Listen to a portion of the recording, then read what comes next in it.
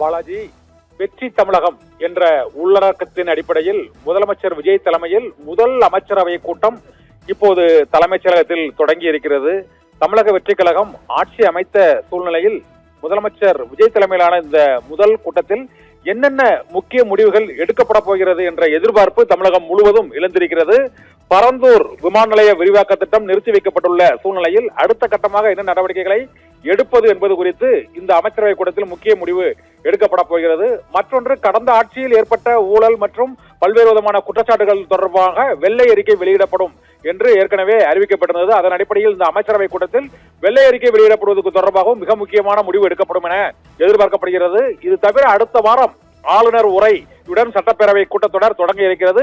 புதிய அரசு தொடங்கியவுடன் அந்த புதிய அமைச்சரவை கூட்டத்தில் ஆளுநர் உரையில் இடம்பெற வேண்டிய முக்கிய அம்சங்கள் மற்றும் முதல் நிதிநிலை அறிக்கையில் முதலமைச்சர் விஜய் தலைமையிலான அரசு விடுத்துள்ள பல்வேறு வாக்குறுதிகள் நிறைவேற்றப்படாத விமர்சனத்திற்கு பதிலளிக்கும் வகையில் மகளிர் உரிமை தொகை, 6 சிலிண்டர் உள்ளிட்ட மிக முக்கியமான அறிவிப்புகளை நிறைவேற்றுவது குறித்தும் இந்த அமைச்சரவை கூட்டத்தில் முக்கிய முடிவு எடுத்து அறிவிக்கப்படும் என எதிர்பார்க்கப்படுகிறது. மூன்றாவதாக மிக முக்கிய பிரச்சனையாக திகழும் டாஸ்மாக் விவகாரம். 217 கடைகளை அடைக்கப் போவதாக அறிவித்த பிறகும் பல கடைகள் இன்னும் மூடப்படவில்லை, திறந்தே இருக்கின்றன என்ற குற்றச்சாட்டுக்கும், பாட்டிலுக்கு 10 ரூபாய் பிரச்சனை மற்றும் டாஸ்மாக் விவகாரத்தை தனியாரிடம் முழுமையாக ஒப்படைப்பது உள்ளிட்ட பல்வேறு அம்சங்கள் குறித்தும் இன்றைய அமைச்சரவை கூட்டத்திலேயே முடிவெடுக்கப்பட்டு பட்ஜெட் கூட்டத்தில் நிதிநிலை அறிக்கையில் அறிவிக்கப்படும் என எதிர்பார்க்கப்படுகிறது.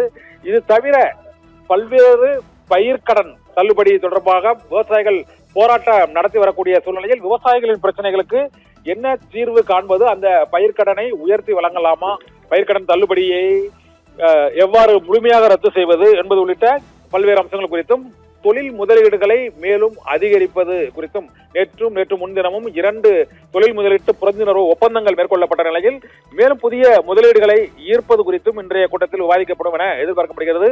இது தவிர ஒட்டுமொத்தத்தில் மிகப்பெரிய பிரச்சனையாக உருவாகியுள்ள சட்டம் ஒழுங்கு பிரச்சனையை கட்டுப்படுத்துவது, புதிய டிஜிபி பதவியேற்றுள்ள சூழ்நிலையில் இன்னும் அந்த சிங்கப்பெண் அதிரடிப்படை திட்டத்தை தொடங்கி வைக்க முடியாத சூழ்நிலைக்கு என்ன காரணம், அதை எப்போது தொடங்குவது என்பது உள்ளிட்ட பல்வேறு அம்சங்கள் குறித்தும், தமிழகத்திற்கான நிதி பற்றாக்குறை, கூடுதல் நிதியை மத்திய அரசிடம் கோருவது என்ற அடிப்படையில் வெற்றி தமிழகம் என்ற தலைப்பின் உள்ளடக்கத்தில் இன்றைய முதல் அமைச்சரவை கூட்டம் தமிழக அரசியலிலும் மற்றும் இந்த அரசின் வரலாற்றிலும் மிகுந்த முக்கியத்துவம் வாய்ந்த கூட்டமாக கருதப்படுகிறது. பாலாஜி.